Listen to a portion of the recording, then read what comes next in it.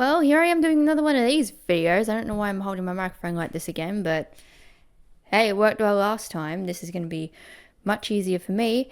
Hey, I'm Chelsea, for anyone who doesn't know me, and I don't usually do these kind of videos, but I have been playing a couple of video games and I've noticed a few things that are weird about the video game industry which need to be said. So, for starters, if you want to, please like and subscribe to the channel. It really helps out with the algorithm gods, and it shows that you want to see more videos like this, because this is actually kind of interesting to make more, I guess, commentary videos like this. I've been playing a lot of, and I'm going to call out one company in particular, even though there's a lot of them doing this, Supermassive Games. I'm playing The Devil in Me, and I've played a few of their other games in the Dark Pictures anthology. I think I've actually played all of them, maybe not finished all of them, but I've played all of them.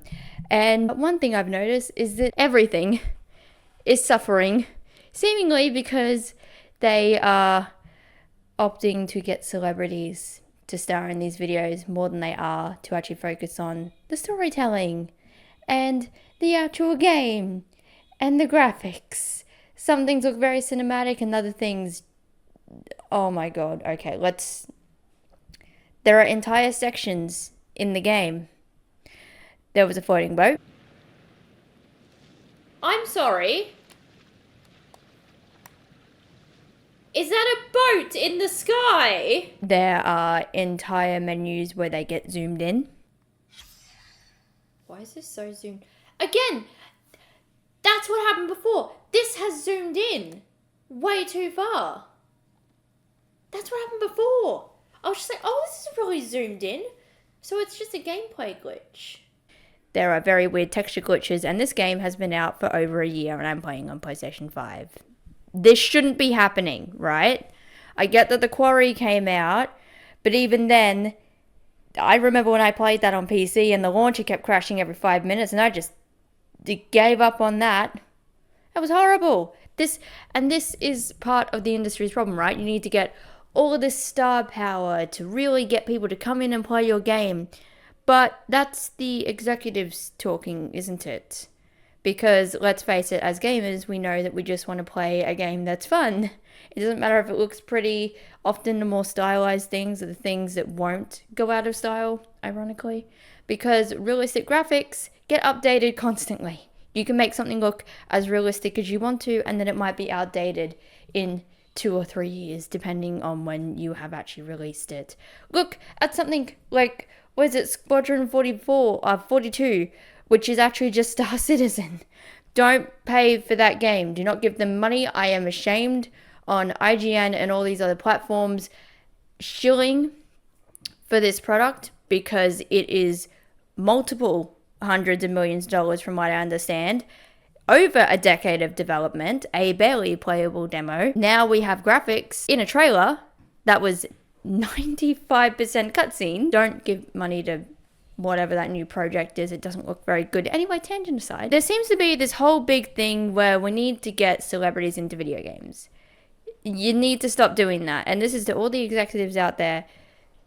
Please prioritize on the actual storytelling. And I'm going to use Supermassive again as a really good example for this, because there was a game about 10 years ago that has since been remade, and I will be doing videos on it, that is called Until Dawn, and it was a huge success. And the thing is, it wasn't a success because of the actors who were in it. Rami Malek, Brett Dalton, Megan Martin, Hayden Pateri, I don't know how to pronounce her name. There's a bunch of really well-known actors in there, but we didn't play the game for the actors. We played it for the story. It ended up being absolutely fantastic. It was so, well, I haven't played it, but it was so fun to see, and the acting was on point, and the story was fantastic. And then the Dark Pictures anthology came out, and they've lost that. You had Shawn Ashmore in the first one, Man of Medan. You had Will Poulter in the second one, Little Hope. You had Ashley Tisdale in the third, which is House of Ashes. And then you have, I believe it's Jessie Buckley in the fourth one, which is Devil in Me. And while, yes, they are fantastic actors, they're not showing their best. They're playing essentially almost, for most of them, the same character, which is very bland. No actual character development. The whole standout in that is Will Poulter's one in the second game because, spoiler alert, his character is actually the bus driver and he is just extremely guilty over something that happened like 40 something years ago. It's just weird. That game was horrible. But that's what I mean. The story is now taking a backseat, to who can we get in to sell this game? And what companies need to get is that that's not why we play games. You need to then prioritize, well, how do we get this game into players' hands and how do we get them engaged? We need to do something different, something new. There was a game that came out recently with Jodie Comer and David Harbour. It was Alone in the Dark. That game failed to meet its expectation to sale within like 2 weeks of the game coming out, and the studio had to close. Like, that's the thing with these companies, is that they're hiring these big actors who may have multiple $1 million contracts to appear in these games. If that game doesn't sell, you're screwed. You are very, very screwed. And that's not a good thing. We can't have that happen in these games. It's not good. That cannot be the case. And studios, and I know I'm calling out Supermassive Games a lot, but they are the biggest contributor with this. Another one is Remedy with their stuff. But in saying that, Remedy have actually made good storylines. And they don't focus on the big name actors. They had Shawn Ashmore in, what was it, Quantum Break, I think it was.